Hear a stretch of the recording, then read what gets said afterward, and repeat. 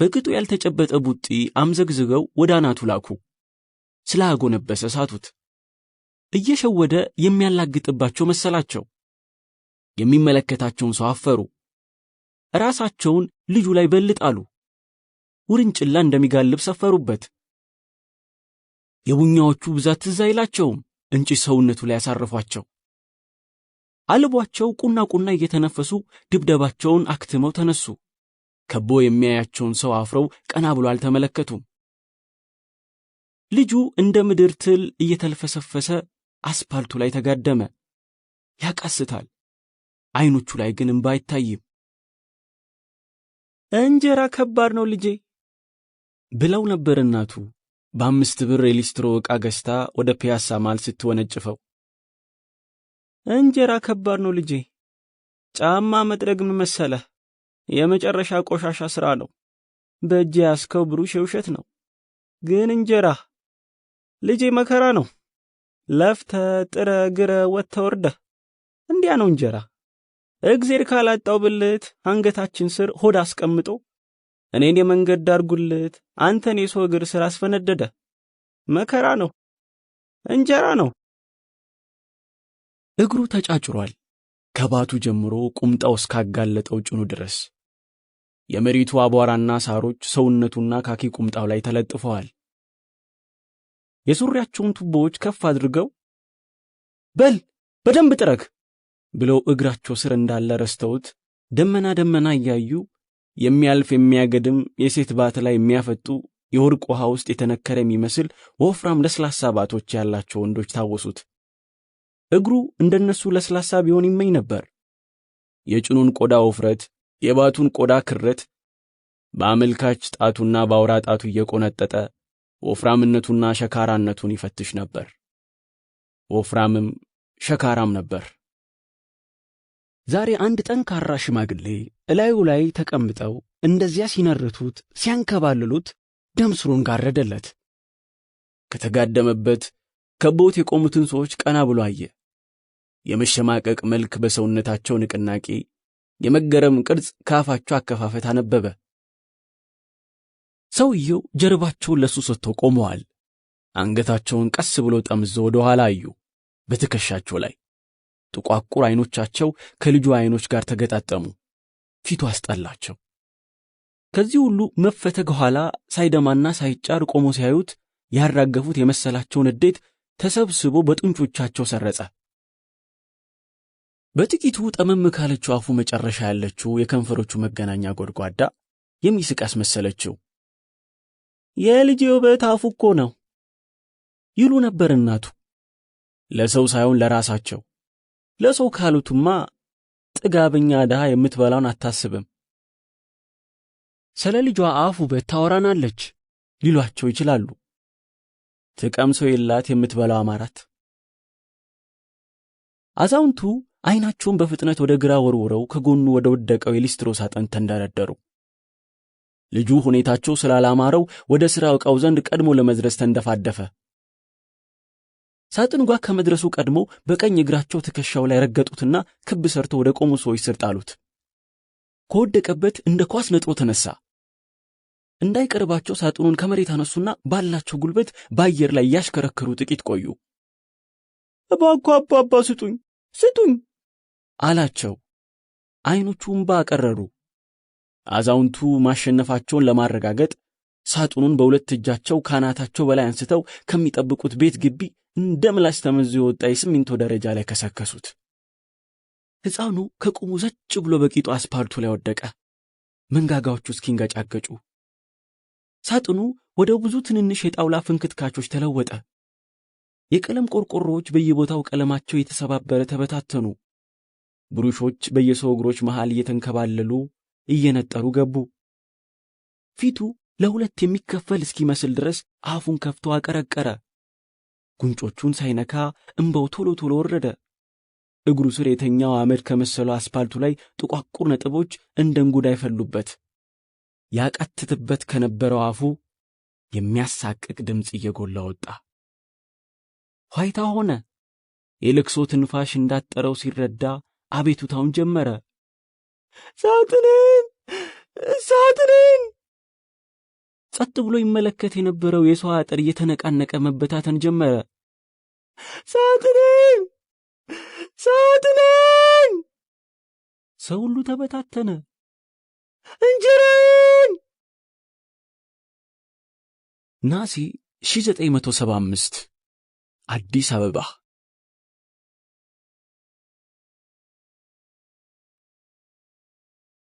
ከሰማያዊ ወደ ቦቢ።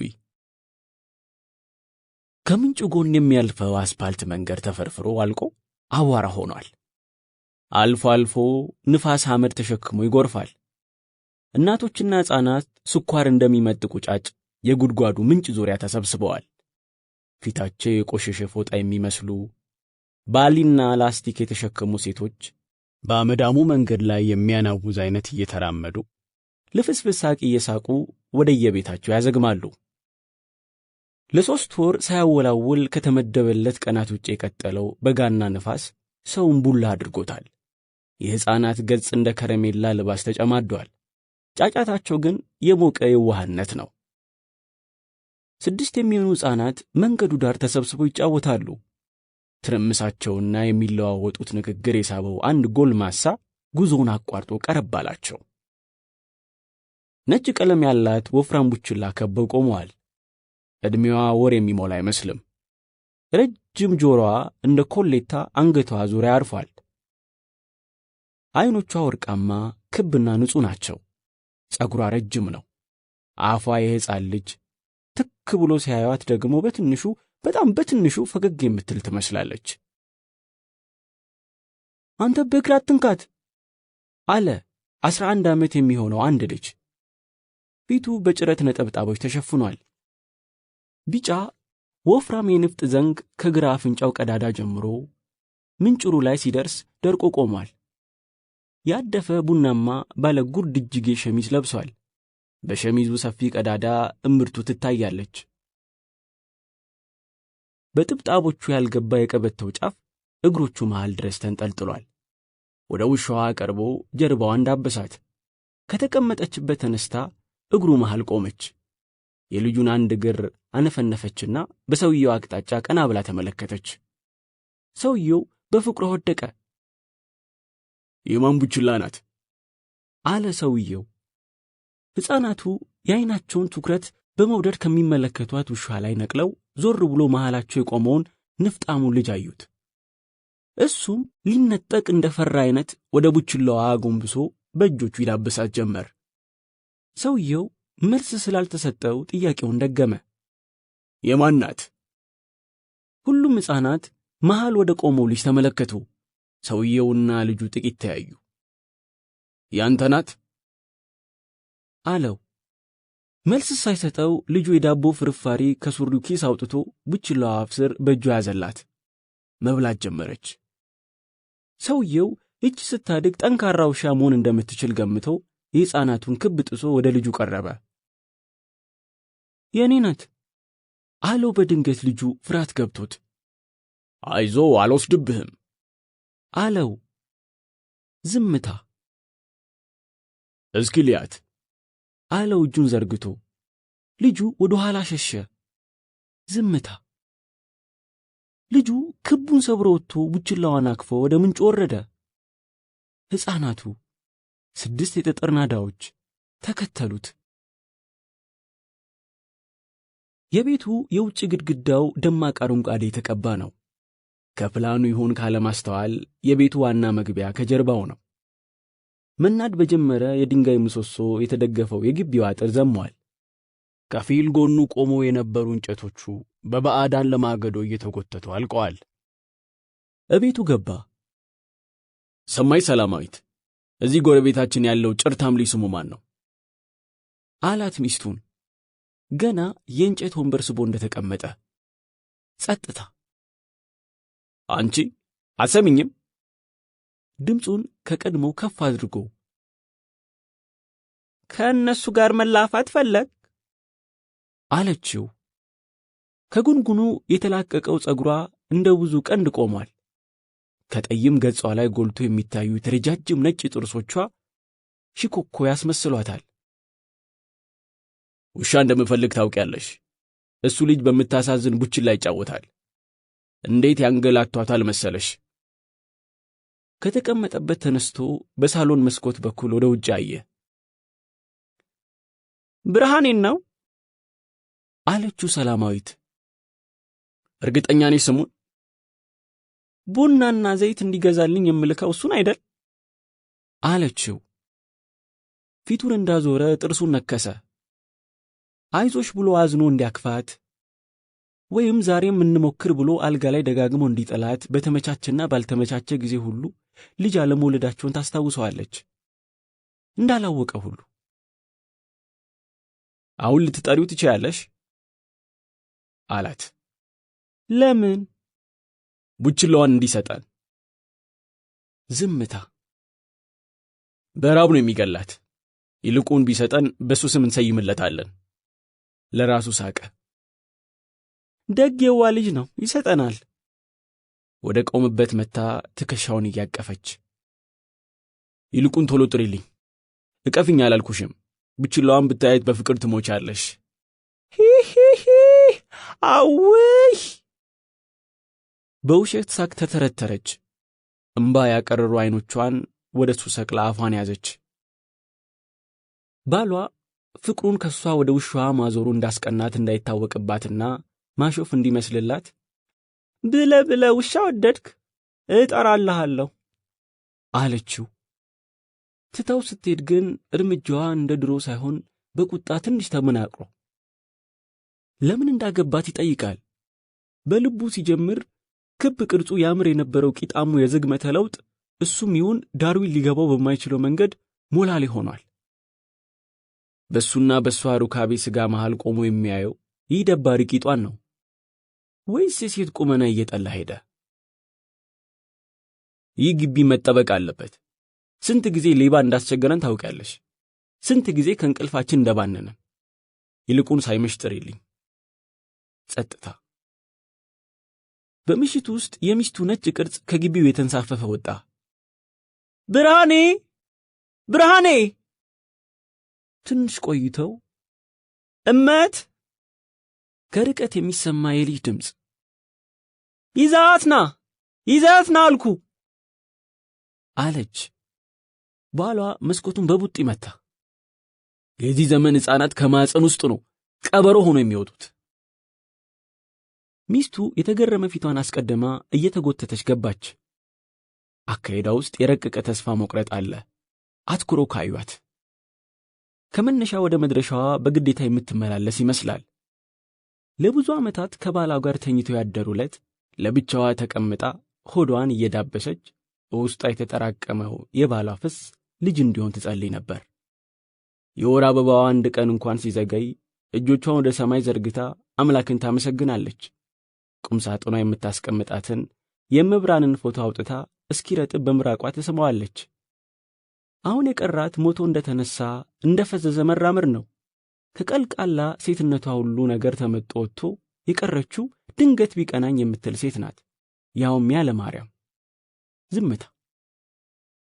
እምቢ አለኝ፣ አልመጣም አለ። እንኳን ውሻዋን ሊያመጣ። ጠይቀኸው ነበር እንዴ? አልመለሰላትም። ኒያላ ሲጋራውን አቀጣጥሎ የሐሳብ አይቆስ ሰመጠ። በሚቀጥለው ቀን ልጆቹን እዚያው ቦታ ተሰብስበው አገኛቸው። ብርሃኔ ሰውየውን ገና ከሩቅ ሲያየው ውሻውን ይዞ ሌሎችንም ልጆች አስከትሎ ከመንገድ ራቅ ብሎ ቆመ። አልፎ አልፎ ቀና እያለ ያያል። የሰውየውን እርምጃ አቅጣጫ እያጤነ ከተጠጋው ለመሮጥ የተዘጋጀ ይመስላል። ከብርሃኔ ጓደኞች አንዱ የዕድሜው ከሌሎች መብለጥ ድፍረት ሰጥቶት ይሁን ወይ ቸልተኝነት ተጠናውቶት አይታወቅም፣ ጠባብ ደረቱን እስከ መጨረሻ ወጥሮ ሰውየውን እስኪቀርበው ጠበቀው።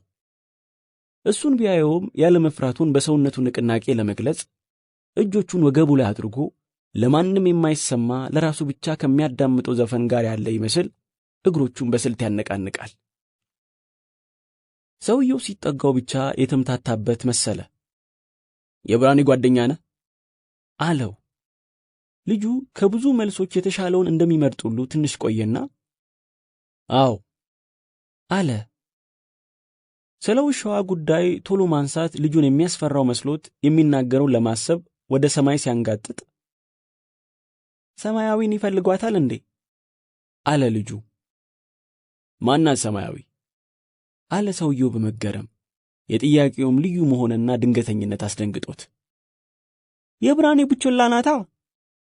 የእውቀቱ ትልቅነት አስደስቶት የእግሩን ንቅናቄ ጉራ ጨምሮባት ወደ ዳንስ እያስጠጋት ሰማያዊ ምን አይነት ስም ነው እባክህ?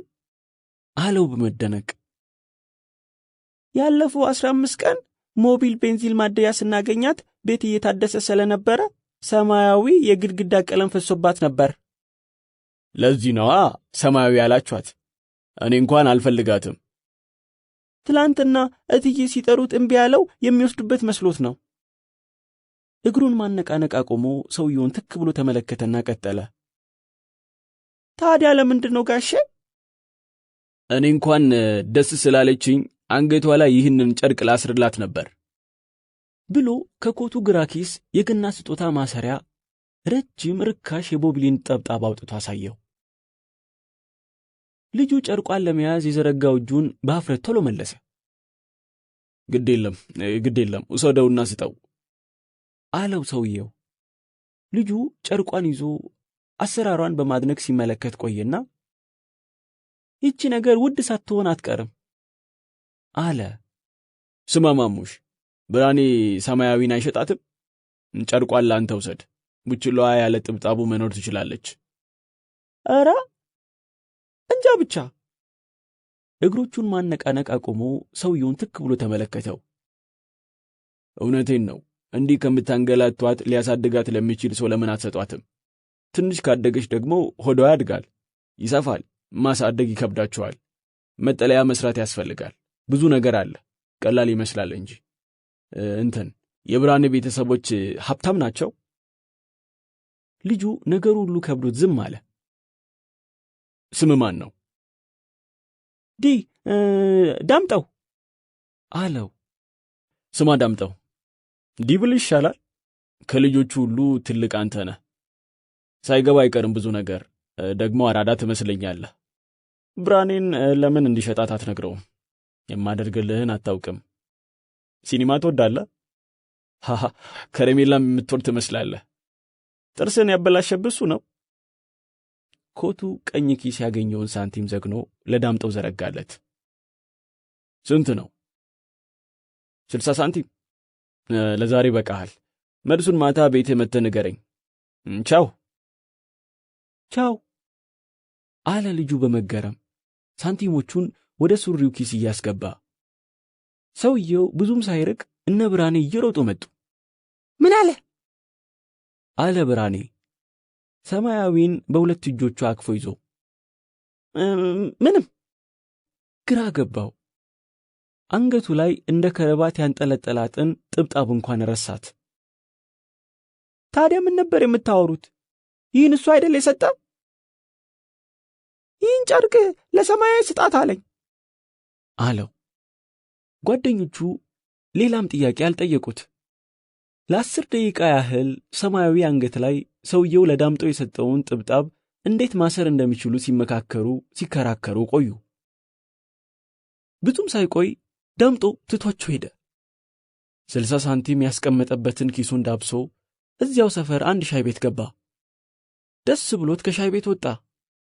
በወላለቁ ጥርሶቹ መሃል የተወታተፈ የስንዴ ሊጥ በጥፍሮቹ እያነገለ ማታ ምን ማድረግ እንዳለበት ማውጣት ማውረድ ጀመረ። ብርሃኔ ውሻዋን እንደማይሸጣት የተረጋገጠ ነው። ማታ እንኳን አብሯት ነው የሚተኛው።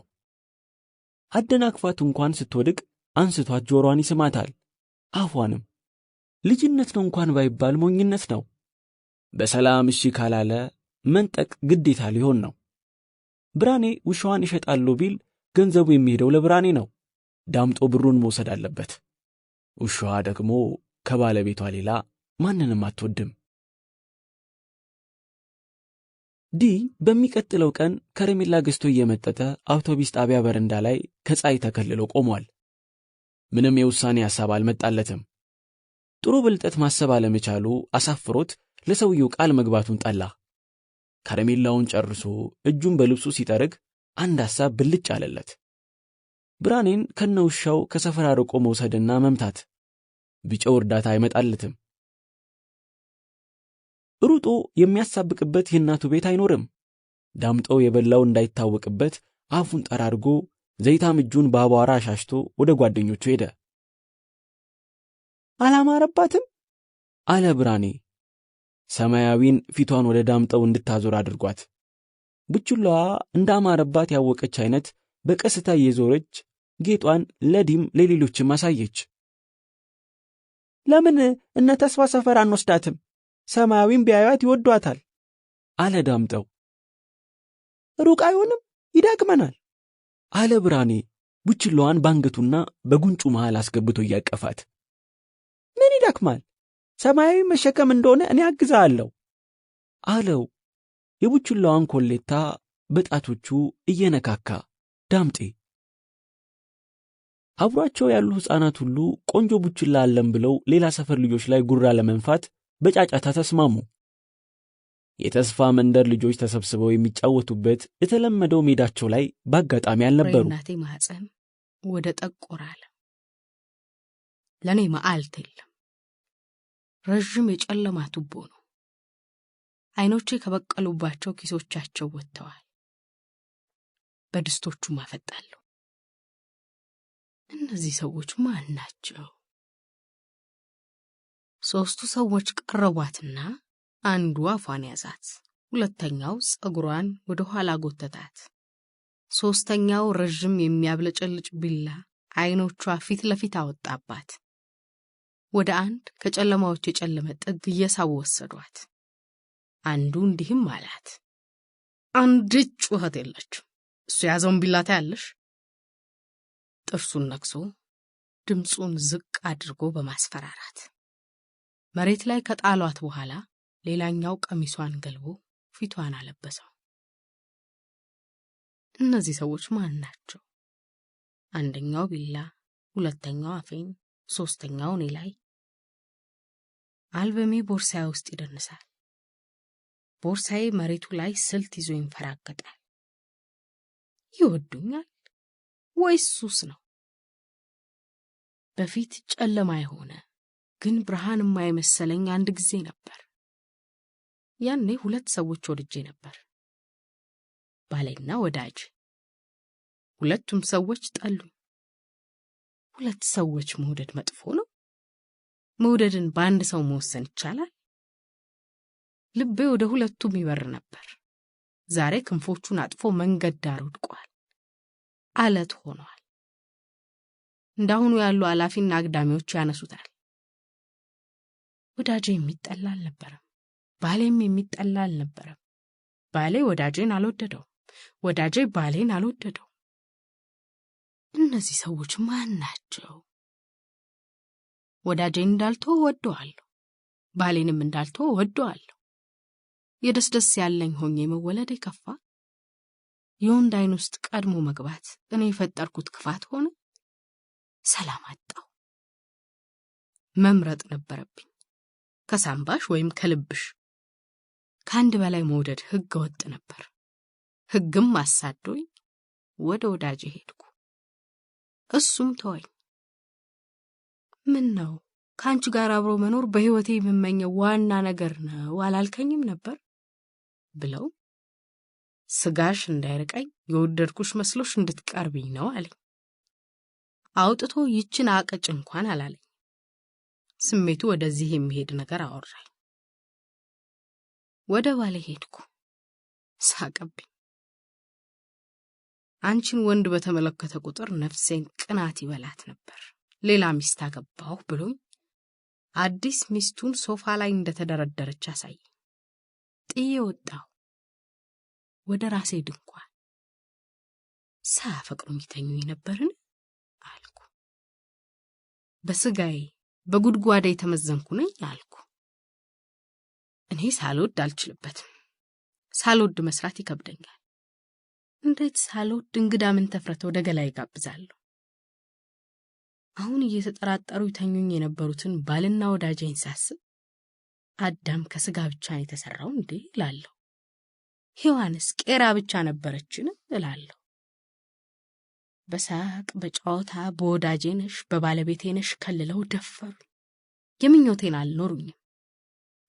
አንሶላዬ አንሶላቸው፣ ብርድ ልብሴ ብርድ ልብሳቸው አልነበረም። በሁለት እግር አልጋ ላይ ነበር የተኛሁት። በአንድ ጡታቸው ነበር ያቀፉ፣ በአንድ አይናቸው ነበር የሚያዩ። የሚያታልል ሳቅ፣ የሚያታልል ፍቅር ቢላ ነው። እነዚህስ በቢላ ተከልለው ሱሪያቸውን ይፈታሉ፣ ዚፖቻቸውን ይተረትራሉ፣ እቆሙበት በጥጋብ ያቃስታሉ፣ ቆላ አቋርጦ እንደመጣ ቡቼ ያለከልካሉ። ስጋዬን እንደ ቫስኮ ደጋማ ይፈትሹታል። እኔ ግን ባዶ ነኝ። ማህፀኔ ውስጥ ፍቅር የሚሞቅ ስርቻ የለም። መልካም የስጋ አግዳሚ ወንበሮች ተደርድረውበታል። ማንም እንግዳ መጥቶ ያርፋል። የሚያስተናግደው ግን የለም። አልበሜ ውስጥ የሁለቱም ፍቅረኞቼ ፎቶግራፎች አሉ። ባሌ እኔንም ልጄንም አቅፎ። እናቴን ወድሻለሁ ያልኳት እውነት ይሆን? ልጄን አባቱ ሰብኮት ነው መሰለኝ በመንገድ ስንተላለፍ ይገላመጠኛል። ወይስ አባቱን ፈርቶ በአካል እየሸሸኝ በልቡ እየወደደኝ ነው? አልበሜ ውስጥ ባሌ ልጄንም እኔንም አቅፏል። ወዳጄ እኔን አቅፏል። ብዙ ፎቶግራፎች። ግን ራሴን ውስጥ ተሸክሜ ሄድ የለ። ቀልድ፣ ፌዝ፣ ቧልት መሃል ብቅ የሚል የቢንጎ ዕጣ ነኝ። ዘፈኔ ራሴ ውስጥ ሞቷል። እንዴት ያማል! ጡቶቼን ገንጥለው ሊወስዷቸው ነው። የሴት ልጅ ባንዲራ፣ የምርኮኛ። ሁለተኛው እኔ ላይ፣ ሶስተኛው ቢላ፣ አንደኛው አፌን። እነዚህ ሰዎች ማን ናቸው? የአቮካዶ እግሮች የቤቴን በር ይደበድባሉ። ቤቴ ውስጥ ገብተው ጥፋታቸውን ጥለው ይወጣሉ። ብርድ ልብሴን ቀድጄ ይጸዳዳለሁ። አሰሬ ጸጉሬን ይጎትታል። ለነገ ጤፍ እንጀራዬ ስጋዬን አስቦካለሁ። የቤቴን በር ከፍታለሁ። ሁሉ ሴት እንዲሁ ነው? እንዲህስ እንደኔ ጠልቶታል? ቦርሳዬ አሸዋ ላይ ይዘላል። በሚቆረቆረኝ ጀርባዬ እንደ ሰዓሊው እንደ ማቲስ ልጃገረዶች ተኝቻለሁ። ደረቅ ሳር ይወጋኛል። ጀርባዬን እንዴት አመመኝ! ለምን ትተውኛ ሄዱ? መቀመጫዬ አቧራ ላይ የማይነበቡ ፊደላት ይጽፋል። መጨረሻው አንድ ነው። ወደ መጨረሻው የሚወስዱት መንገዶች ህልቁ ናቸው። መጨረሻው አንድ ከሆነ ልዩነቱ ምንድን ነው? በፊት ተታልያለሁ፣ አሁን አልታለልም። ጥላቻን ከናክተው አቅፋታለሁ። እግሮቼ አየር ላይ ፊደላት ይጽፋሉ። ሆሄያቱን ነፋስ አየር ይወስዳቸዋል።